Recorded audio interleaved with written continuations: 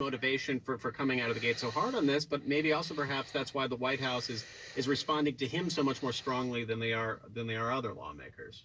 It's just one of the many points of context to think about. I think that's an interesting point. I mean, one thing I will say is we talk a lot about some of the Republicans using this as a platform for greater political ambitions.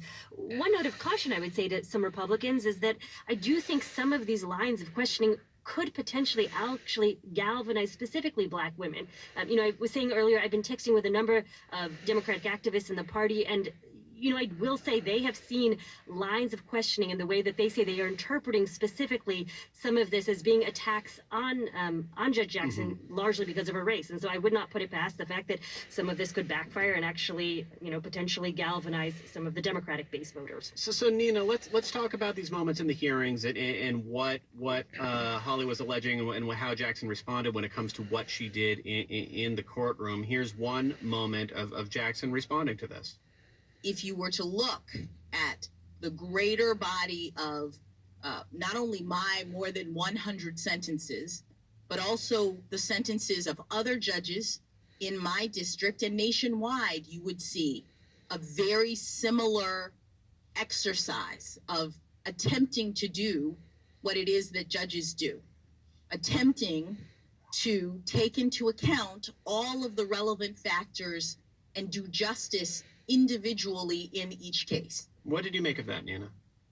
Well, I think this is really very difficult for any nominee. It's difficult for the senators, too, because this is, first of all, let's say something about child pornography. There are people who produce child pornography, take pictures of children, put them out on the internet, even make money for it. There are people who consume it at a voracious pace.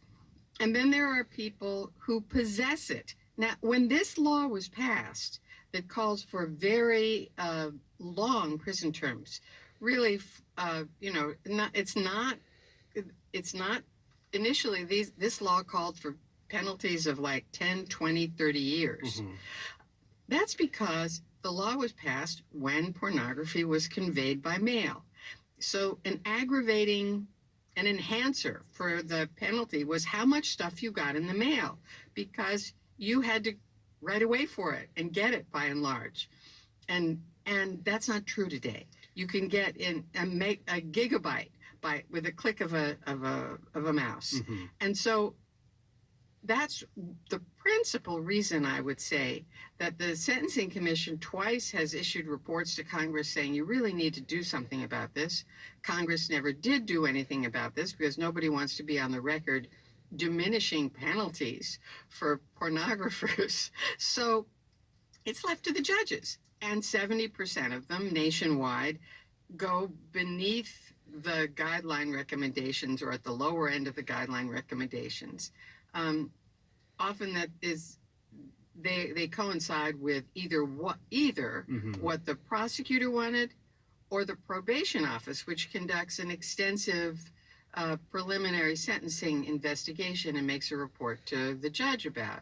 So, and what the nominee here said is, look, I followed sometimes the probation office, not necessarily the prosecutor. Yeah.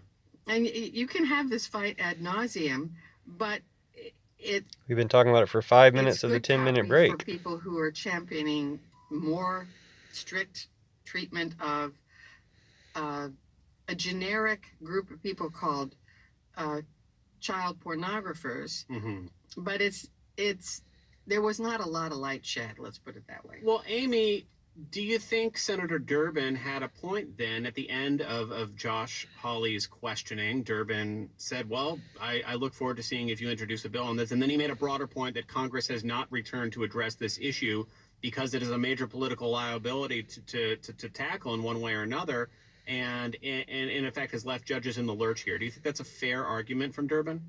It is a fair point for exactly the reasons that Nina just stated. And if Judge Jackson is confirmed and she becomes Justice Jackson, she'll confront similar problems on the Supreme Court. Today, she talked a little bit about some of the Supreme Court